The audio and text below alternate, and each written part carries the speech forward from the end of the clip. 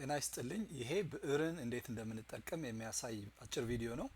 ብዕርን ለመጠቀም እንደ ብዕር ነው የምንጠቀመው። ማለት ብዕር በእጃችን እንደምንጽፈው በሚለው አስተሳሰብ ነው የተሰራው። ለምሳሌ በተግባር ለማሳየት ያህል ቴክስት ጋር ብሄድ ቴክስት ለመጻፍ ብፈልግ እዚህ ጋር ለምሳሌ የልቤን መጻፍ ሲያምረኝ ብዬ ብጽፍ እዚህ ጋር በምልበት ጊዜ ይመጣልኛል። የራሷን እጽፋለሁ። የል ለማለት ለን ነክቼ ል ለማድረግ ቅጥያዋን እቺን ነካለሁ። የል ቤ ለማድረግ ደግሞ በን ነክቼ አራተኛው ቅጥል ቤ ን መጻፍ ሲያምረኝ መ ጻ ፍ ሲ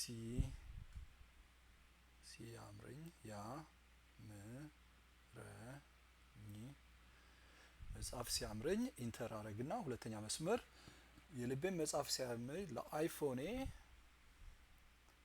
ለአ ይ ፎ ኔ ብዕር አለልኝ ብ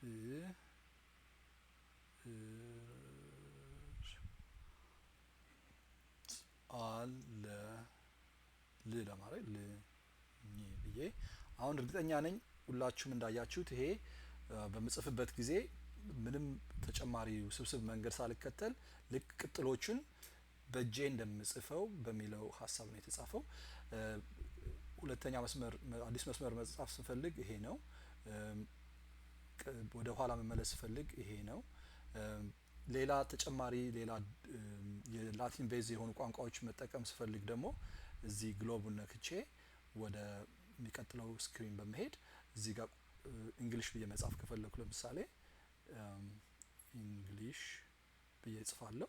ከዛ ኢንተር ማድረግ ከፈለኩ ልክ እንደዛው። ከዛ ቁጥር መጻፍ ደግሞ ከፈለኩ 1 2 3 4 ቃል አጋኖ መጻፍ ከፈለኩ አት ሳይን መጠቀም ከፈለኩ ሁሉም እዚህ ጋር ያሉትን መጠቀም እችላለሁ። ከዛ መላክ ከፈለኩ ያው ሴንድ ማለት ነው አለቀ። ይሄንኑ በተመሳሳይ መንገድ ምንም ብዕር አፕሊኬሽኑ ራሱን ማስነሳት ሳያስፈልገን በየምንፈልግበት ኪቦርድ የምንፈልግበት አፕ ሁሉ በመሄድ መጻፍ እንችላለን። ለምሳሌ ፌስቡክ ውስጥ መጻፍ ካለብኝ ኮሜንት ማድረግ ካለብኝ እዚህ ጋር ብዕር ራሱ ይመጣልኛል። ይሄንን ጽሁፍ ስላላየሁት ምን እንደሚል አላቅም፣ መልሱን ለመጻፍ አልችልም። ስለዚህ ግን ቢሆንም እንደማንኛውም የምትፈልጉት ራሳችሁ እዚህ ጋር መጻፍ ትችላላችሁ። ሌላም ደግሞ ኮንታክትስ ለምሳሌ ሰዎች ስም ስልካቸውን መጻፍ ከፈለጋችሁ አበበ ቢቂላ ለምሳሌ አበበ የአባት ስም ቢቂላ ቢቂላ ቢቂላ ብዬ መጻፍ ቻለሁ። ካምፓኒው እንግዲህ የምትሰጡት ካምፓኒ የራሳችሁ ይሆናል። ዞሮ ዞሮ ግን ይሄ ስታንዳርድ አፕ ነው ለማለት ነው።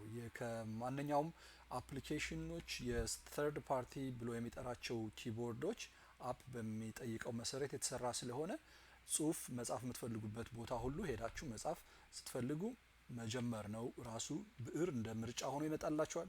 የመጀመሪያ ምርጫ ካልሆነም በአጋጣሚ ለምሳሌ እንደዚህ ከመጣ ብዕርን ለማግኘት እዚህ ጋር ግሎቡን ነክታችሁ ወደዚህ መሄድ ትችላላችሁ ማለት ነው። ስላዳመጣችሁኝ በጣም አመሰግናለሁ።